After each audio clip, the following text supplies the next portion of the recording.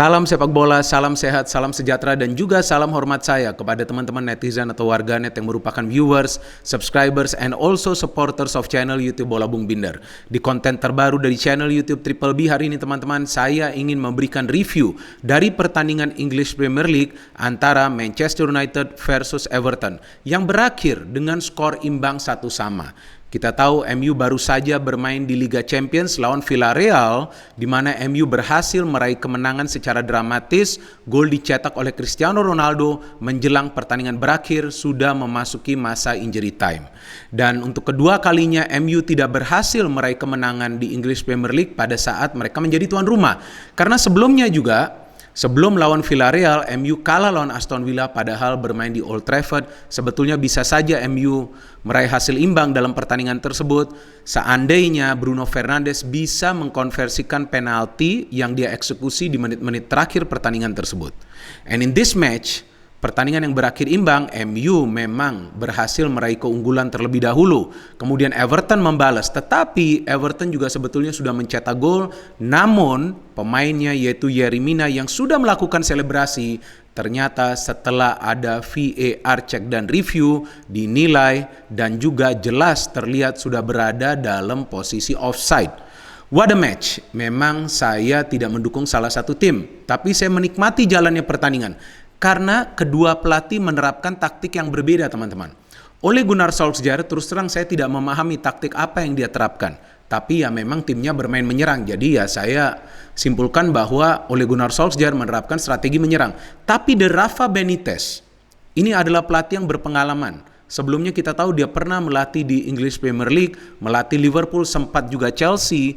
Jelas terlihat dia mengandalkan counter attack. Dan juga defending yang dilakukan oleh para pemain Everton itu mulai dari lini tengah.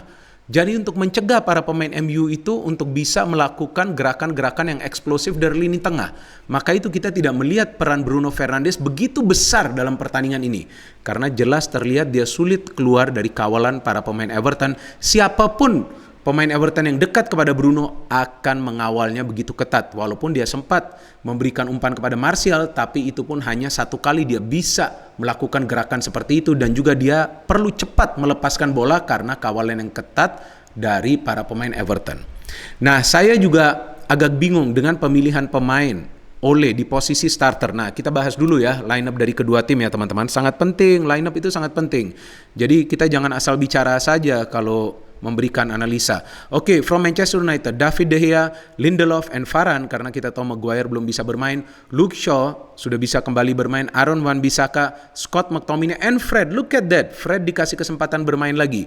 Di depannya ada Mason Greenwood, Bruno Fernandes, Anthony Martial mendapatkan chance untuk main, Edinson Cavani. And from Everton, kita tahu Everton juga kehilangan beberapa pemain mereka, terutama adalah Dominic Calvert-Lewin yang tidak bisa bermain, Seamus Coleman, dan juga Richarlison. Ya, bayangkan deh, Everton nih main di pertandingan ini tanpa penyerang-penyerang utamanya yang biasa mencetak gol. But Rafa Benitez dengan taktik counternya berhasil menahan Manchester United dan juga merepotkan para pemain MU setiap kali para pemainnya melakukan counter. Dan juga kita bisa perhatikan bahwa formasi yang dipilih oleh Rafa Benitez juga cukup menarik nih di sini ya teman-teman ya. Kalau kita perhatikan Salomon Rondon bermain sebagai single striker, tapi di belakangnya ada pemain yang mengandalkan skill individu dan kecepatan seperti Demarai Gray ya. Ini pemain yang baru saja bergabung ke Everton dari Leverkusen. Di belakangnya ada Gordon bermain di wing kiri, ada Townsend bermain di kanan tapi pemain ini juga sering bergeser ke tengah. Ada Alan dan juga Dokore, dua pemain perebut bola di lini tengah yang betul-betul mengawal pergerakan dari Bruno Fernandes. Di belakang ada Digne, ada Michael Keane, very good match. Yerry Mina, what a player. Godfrey, dan tentu penjaga gawang tim nasional Inggris Jordan Pickford. Dari jalannya pertandingan memang MU yang banyak mendapatkan peluang. Martial bisa saja mencetak gol di menit-menit awal, tapi lihat saja bagaimana dia gagal mengkonversikan peluang tersebut ya. Dia melakukan heading tapi tidak bisa melakukan placing header. Cavani almost scored. Fred terlibat dalam proses membangun serangan. Nah, Fred ini yang menariknya pada saat dia membantu serangan lumayan bagus juga loh teman-teman. Tapi untuk menahan transisi counter dari para pemain tim lawan. Sering kesulitan pemain yang satu ini. Saya juga nggak paham Ole masih memberikan kesempatan kepada Fred. Ya mana tahu dia ada orang dalam ya di MU, kita tidak pernah tahu itu kan. Atau ada juga yang memberikan masukan kepada Ole bahwa Fred itu perlu dimainkan. Dan dari line up ini ya, yang menarik nih bagi saya, bahwa Ole tidak memainkan dari awal Paul Pogba, Jadon Sancho, dan juga Cristiano Ronaldo. Oke, fine. Mungkin Ole ingin melakukan rotasi di line up, ingin menjaga kebugaran dari para pemain. Tapi ini kan pertandingan penting. Lawannya juga Everton yang baru 1 kali kalah sejauh ini di EPL lawan Aston Villa. Dan juga Everton dilatih oleh Rafa Benitez yang sebelumnya pernah mengalahkan MU di Old Trafford pada saat dia melatih Liverpool dan juga Chelsea. Apa Ole lupa itu semua? Jadi ya logisnya Ronaldo, ya jika Sancho disimpan, Ronaldo Pogba itu turun dari awal. Jadi dengan cepat MU itu bisa meraih keunggulan, mungkin lebih dari 1 gol. Oke, fine, tetap permainan MU lebih dominan. Mereka menguasai jalannya pertandingan ya, karena memang Everton perlu bermain counter attack. Apalagi para penyerang mereka yang utama tidak bisa bermain di pertandingan ini. Ditambah juga dengan Fabian Delph, ya, kreator yang tidak bisa bermain. Tapi dari sisi MU saya tidak melihat lagi kreativitas dari para pemain. Lagi-lagi bermain individual. Itu Greenwood dari luar kotak penalti juga dia masih coba untuk mencetak gol. Kan bingung juga saya bagaimana itu pembagian bola. Dia mau tidak mau perlu membagi bola kepada Bruno Fernandes karena dia sudah terkepung.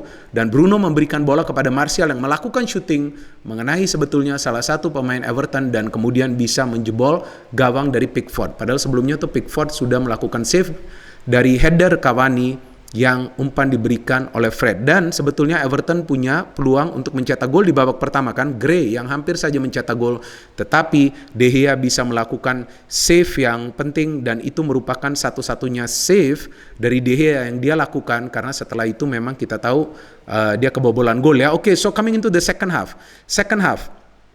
Ini yang saya agak bingung, betul-betul saya bingung nih ya, saya tidak bercanda teman-teman. Jadon Sancho dimainkan, Ronaldo dimainkan di menit ke-57. MU kan sudah unggul, Martial dan Cavani sudah bekerja keras. Ya kalau 2 pemain tersebut dikeluarkan, ya tentu juga akan mengganggu flow of the game.